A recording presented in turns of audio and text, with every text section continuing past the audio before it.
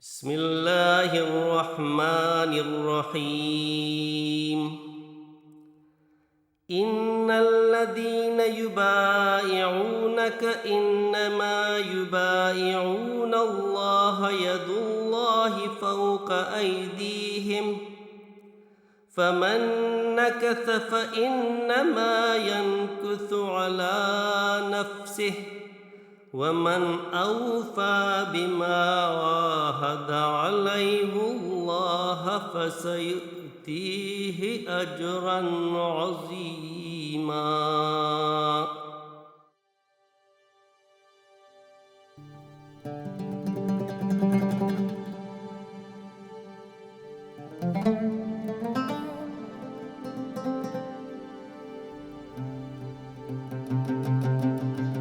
I was born into a Muslim family, linked by heredity to the Prophet Muhammad, may peace be upon him and his family.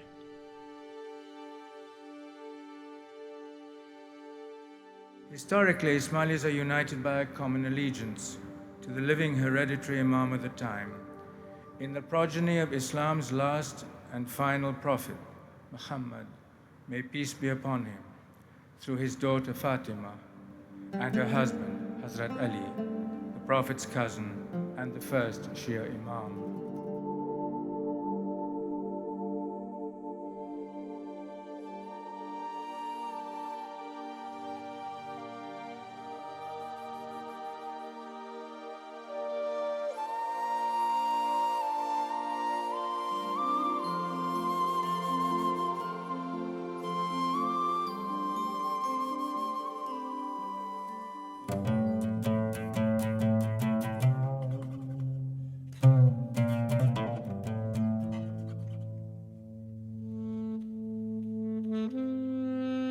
Sayyidina Nasir Khusro embarked on a physical and spiritual journey after a personal awakening at the age of 40.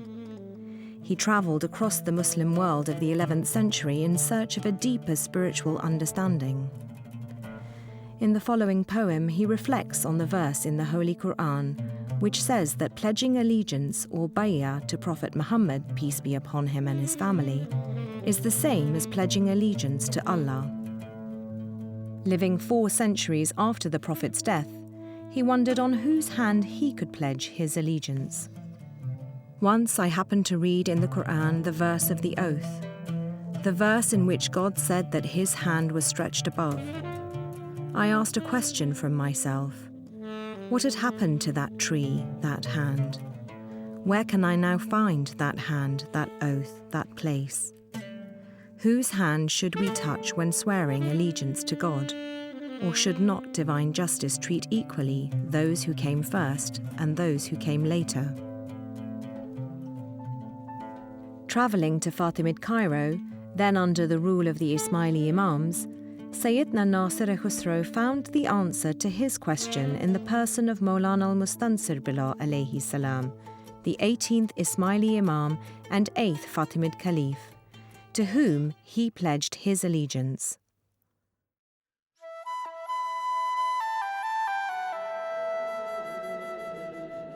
The Ismaili Imamat is a Muslim institution of spiritual and worldly leadership that traces its origins to the succession of Prophet Muhammad. In grappling with the question of who should lead the Muslim community, 2 main interpretations emerged through history. The Sunni interpretation held that the Prophet did not nominate a successor, whereas the Shia affirmed that at Ghadir Qum, the Prophet designated his cousin and son-in-law Hazrat Ali alayhi salam as the first Imam in a line of hereditary spiritual guides. Today, the Ismailis are the only Shia branch that has followed an unbroken hereditary line of living Imams for over 14 centuries.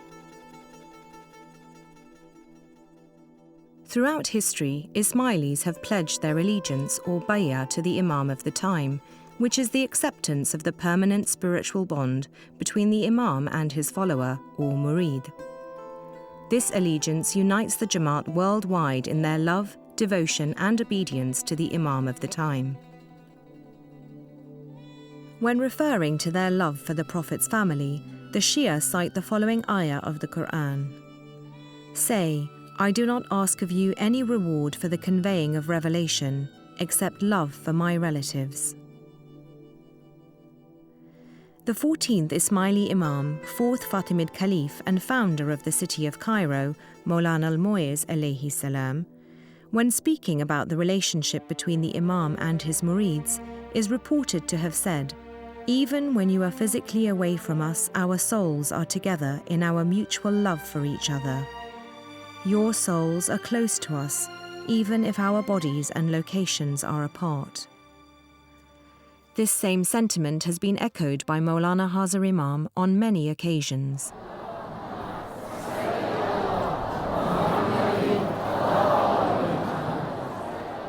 I would like, on this occasion also, to tell my Jamaat that the love of the Imam knows no physical boundaries. No mountain, no river, no desert can stop the love of the Imam for his Jamaat worldwide. This bond of love and devotion has underpinned the Imam-Murid relationship throughout history. Since 1957, Maulana Hazar Imam has devoted all of his time, energy and resources to the spiritual and worldly progress of Ismailis everywhere. His spiritual guidance has constantly emphasized the eternal nature of the soul, the necessity of prayer and constant remembrance of Allah, the role of the intellect in understanding matters of faith, the balance of spiritual and material life, and living by the ethics of the faith. In emphasizing the ethic of caring for those in need and improving their quality of life, Maulana Hazar Imam has worked tirelessly to build the global capacity of the Jamaati institutions and the Aga Khan Development Network, and has navigated the Jamaat in various parts of the world through times of crisis and times of prosperity. Reciprocal expressions of love, devotion and gratitude are found in Ismaili poetry throughout history and across geography. One such example is from the Ginan Aba Teri Mohabbat Lagi Mere Sahib, attributed to Pir Shams. Aba Teri Mohabbat Lagi Mere Sahiba. For your face I am all athirst, my Lord. Grant me the gift, that gift of your sight, now that I am in love with you, my Lord. When the face was seen, there was joy at heart. Pir Shams told the tale. Now I am in love with you, my Lord. My heart is stricken now with love for you.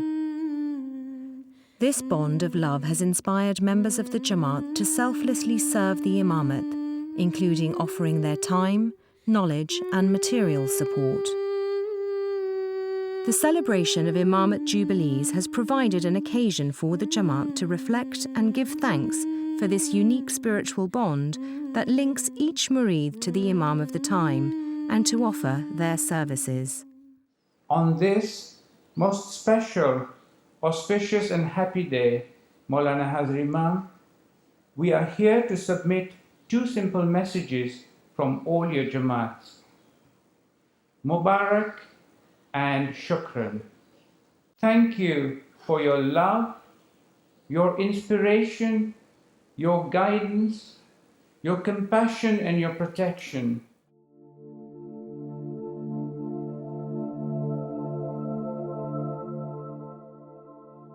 Jubilees have been observed in many cultures and faiths. In the Abrahamic tradition, Jubilees marked fixed time periods or other special occasions. More recently, the British monarchy began commemorating Jubilees during the 19th century, becoming monumental occasions in Queen Victoria's reign, during which she marked 3 Jubilees. Although they were not called Jubilees, beginning in the time of the 16th century Emperor Akbar, the Mughal emperors in India held ceremonies twice a year where they were weighed against precious metals. This 17th century painting depicts the Emperor Jahangir's son Prince Khurram, later known as the Emperor Shah Jahan, being weighed in gold on his 15th birthday. The money collected was distributed to the poor and the needy, thus contributing to the betterment of their societies and subjects, rooted in the social ethic of concern for the most vulnerable in society.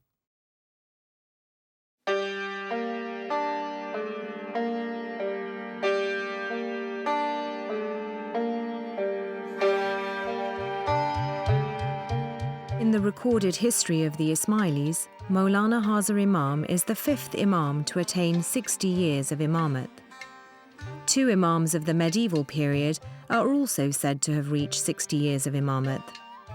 These are the 29th Imam Maulana Qasim Shah alayhi salam, who lived in Azerbaijan during the 14th century, and the 37th Imam Maulana Zulfikar Ali alayhi salam, who is buried alongside several other Imams in the village of Anjudan in Iran.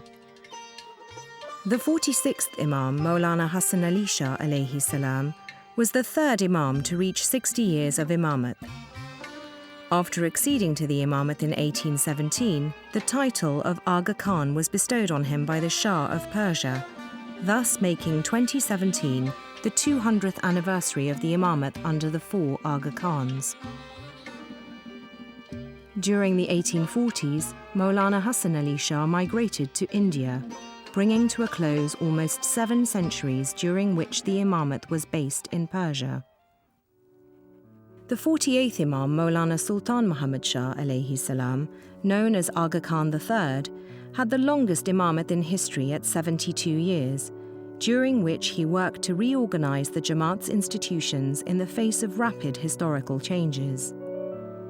He emphasized high standards of both male and female education, health and social well-being, as well as developing a new network of councils for administering the affairs of his community, establishing Ismaili constitutions for the Jamaat's social governance in various regions where the Jamaat lived. He was also a renowned statesman who worked for the progress of humanity at large. He was actively involved in the independence movement of the colonized Indian subcontinent from British rule and served as president of the League of Nations, the forerunner to the United Nations. The commemoration of Jubilees began during his Imamat with public celebrations for his golden, diamond and platinum Jubilees, marking 50, 60 and 70 years as Imam. The Jubilees emerged from the Jamaat's desire to celebrate these milestones. In each case, the Jamaat's leadership submitted a request to commemorate the Jubilee, to which the Imams graciously agreed. These commemorations have served as an opportunity for members of the Jamaat to reaffirm their bay'ah to the Imam of the time and to show their happiness and gratitude for his love, guidance and protection. While media attention during Maulana Sultan Muhammad Shah's Jubilee celebrations focused on the weighing ceremonies, the true purpose of the Jubilees has been their long-term impact, providing unique springboards for the material and social progress for both Ismailis and wider society. These celebrations, if looked upon as mere glorification or even as only thanks given for my 60 years of Imamat, would not be worth the enormous discomfort, expense, and sacrifices they have entailed on some 40,000 people. No, but it has given us the opportunity for which I have been waiting for many years to carry out a fundamental change in the economic sphere of the lives of my spiritual children. Under such circumstances, the Diamond Jubilee came as a unique opportunity for bringing about some radical changes, not only materially, but of the general outlook amongst my people. Maulana Sultan Muhammad Shah's Golden Jubilee occurred on 18th August 1935. Ceremonies were held in Bombay, India in January 1936, including the weighing of the Imam against gold, which was presented to him as a Nazrana or unconditional gift. He declared that he was returning it to the Jamaat for their own benefit and upliftment, allocating funds for overseas scholarships, resettlement from congested districts, and infant welfare projects. The following day, after the weighing ceremony had taken place, the Imam cancelled the remaining celebrations upon learning of the death of King George V, the British monarch and Emperor of India. Over a year later, on 1st March 1937, a ceremony was held in Nairobi, Kenya. The Nazrana was used to fund programs for scholarships, secondary schools, child welfare centres and nursing homes. Notably, the Jubilee Insurance Company was established to provide insurance plans for Ismailis and to enhance their financial stability and outlook. Many members of the Jamaat had little access to insurance or understanding of what it was, so the Imam used the Jubilee Nazrana to help provide the Jamaat with a sounder economic base. Maulana Sultan Muhammad Shah postponed his Diamond Jubilee celebrations marking 60 years of Imamat in light of the post-war period in 1945. Two ceremonies were held in Bombay and Dar es Salaam in 1946, in which Ismailis from Persia, Syria, Central Asia and Europe participated. The Imam accepted the Nazrana of his weight in diamonds. As everyone is well aware, the value of these diamonds has been unconditionally presented to me on this occasion. I do not wish to take this amount for myself, but to use it for any object that I think is best for my spiritual children. I've come to the conclusion that the very best use in the long run that I can make of it is the whole of the residue must be given as an absolute gift to the Diamond Jubilee Investment Trust. Maulana Sultan Muhammad Shah sought to build a new financial outlook amongst the Jamaat. The establishment of an investment trust allowed for greater financial stability for the Jamaat by providing loans for the construction of commercial buildings, housing and business ventures. The outcome of the Jubilee helped and continued to help the community progress in terms of education, health and economics. Maulana Sultan Muhammad Shah's Platinum Jubilee, marking 70 years of Imamat, was commemorated in ceremonies in Karachi in 1954 and Cairo in 1955. The Nazrana was allocated to the Platinum Jubilee Finance and Investment Corporation, which also contributed towards building schools, housing and economic investment and infrastructure in Asia and Africa. Through his long Imamat, Maulana Sultan Muhammad Shah significantly progressed the Jamaat's economic and educational outlook and status. His aim was that more Ismailis should be home and business owners and receive formal education so as to ensure the Jamaat's economic stability. In 1957, I became the 49th hereditary Imam of the Shia Imami Ismaili Muslims, when my grandfather designated me to succeed him.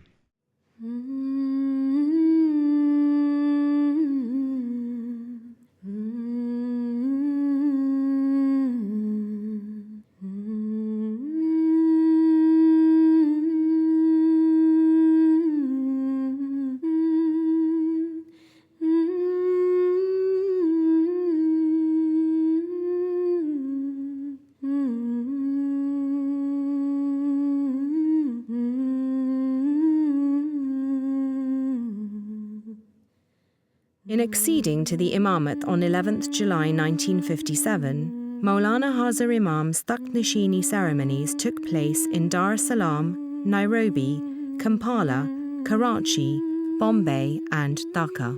The years of development and change which lie ahead are certain to throw up many new problems. We should not be afraid of these. You will surely surmount them if you stand by your faith and meet your difficulties in the spirit of humility and tolerance which our religion demands of us. This is especially important for the younger generations who will have to carry the future on their shoulders. Only the faith of your fathers can sustain you and enable you to live in peace here in this world and in the next. As with his grandfather before him, the anniversaries of Maulana Hazar Imam's accession to the Imamat have provided opportunities for launching significant initiatives and legacy institutions. On the 10th anniversary of his Imamat in 1967, the Aga Khan Foundation was launched to implement innovative, community-driven solutions to development challenges. The 20th anniversary saw the founding of the Institute of Ismaili Studies in London and the establishment of the Aga Khan Award for Architecture. On 11th July 1982, Maulana Hazar Imam commemorated 25 years of Imamat at his residence at Aiglemont in France. Today is the day which is much more than many happy days that we have been blessed with. And on behalf of all your spiritual children throughout the world, Maulana Hazar Imam, it is with the utmost humility that I submit to you our felicitation on the occasion of the Silver Jubilee of your Imamat. On the occasion of the Silver Jubilee, the Jamaat presented a Nazrana which the Imam allocated to various projects in consultation with community leaders. Let us now look to the horizon of the future. We must continue to build on solid foundations. Let us strengthen today's fabric of institutions and programs so as to have them contribute the full impact of their potential on the quality of life of the Jamaat. Let us address wisely those difficult problems which clearly await and call for resolution, such as the adaptation of the Jamaats, and more particularly their second and third generations, to living in the Western world. Let us think clearly how these spiritual children can establish soundly the foundations of a good and proper life, and then extend their hand of support to their brothers and sisters in less privileged parts of the world. In responding to the needs of newly established Jamaats in the Western world, the Silver Jubilee allowed for the establishment of new Jamaat Khanas and institutions, most significantly the Ismaili centres in London and Burnaby, which were the first of a global network of ambassadorial buildings. At the foundation ceremony of the Ismaili Centre Burnaby, the Imam spoke of its significance. During the Jubilee year, many new projects will be launched which will impact the material quality of the life of Ismailis, as indeed of many others. This is the first project to be launched during this Jubilee year, and it is very important that it is a place of worship. The significance of this ceremony is further enhanced by the fact that this is the first Jamaat Khana to be built in North America. It is my hope that it will become a symbol of a growing understanding in the West of the real meaning of Islam. Additionally, the ruler of Dubai gifted the Imam a piece of land on which would eventually be built the Ismaili Centre Dubai, opened 25 years later during the Golden Jubilee in 2008. Perhaps the most significant legacy of the Silver Jubilee was the granting of the charter of the Aga Khan University by the President of Pakistan. AKU today has grown into an international university with campuses in multiple countries in Asia, Africa, and Europe, aiming to serve as an essential catalyst for societal development, beginning with healthcare.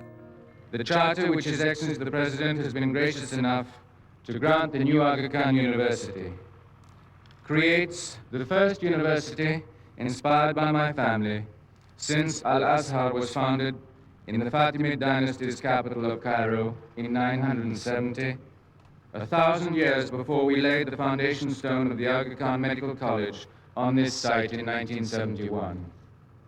My prayer is that the university we are now building will enable many generations of students to acquire both knowledge and the essential spiritual wisdom needed to balance that knowledge and enable their lives to attain the highest fulfillment. Today, the Aga Khan University, together with the University of Central Asia, aims to be a major catalyst for social progress and development, not only for Ismailis but for all people in the societies in which they operate and beyond. Following the Silver Jubilee, Maulana Hazar Imam continued to mark significant milestones. The first global Ismaili constitution was ordained during the 30th year of his Imamat on 13th December 1986, marking Maulana Hazar Imam's 50th birthday. The signing of this constitution, which replaced earlier constitutions in various regions, represented the first time in 14 centuries that all Ismailis worldwide were bound to the Imamat by a single written document bearing the seal of the Imam of the time. On 11th July 1997, the 40th anniversary of his Imamat, Maulana Hazar Imam met with global Jamaati leaders at the Ismaili Centre, London. He announced that he was making grants to build endowments for the long-term financial capacity and security of the Imamat institutions.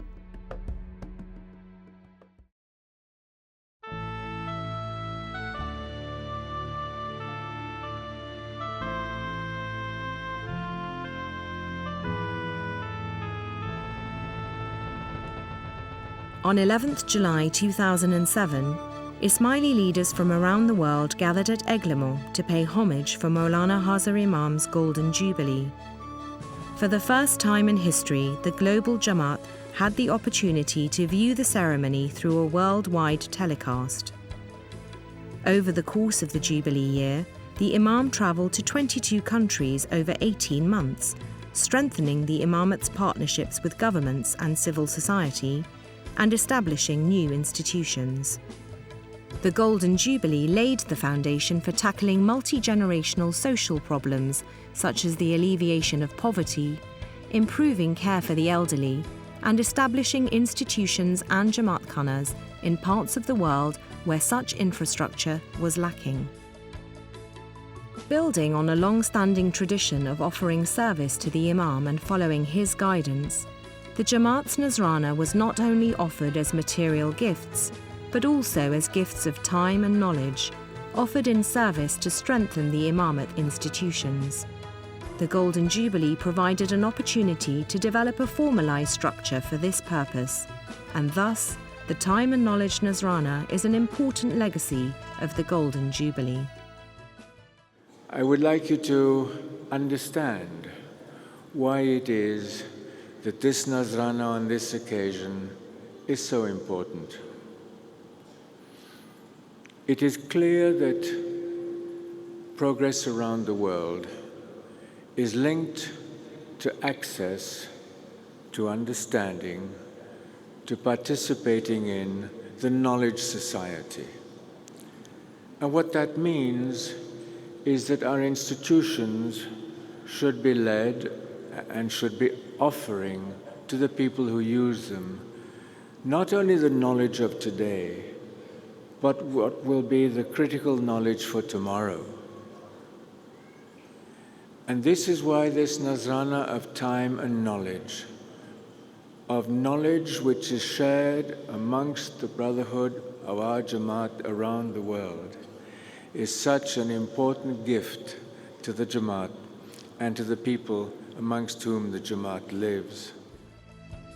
A number of Golden Jubilee institutions were also initiated, including the foundation ceremonies for the Bujagali hydropower plant in Uganda and 2 Aga Khan academies, as well as the opening of the delegation of the Ismaili Imamat in Canada. The secondary teacher education program at the Institute of Ismaili Studies was launched as an endeavour to professionalise religious education for the Jamaat.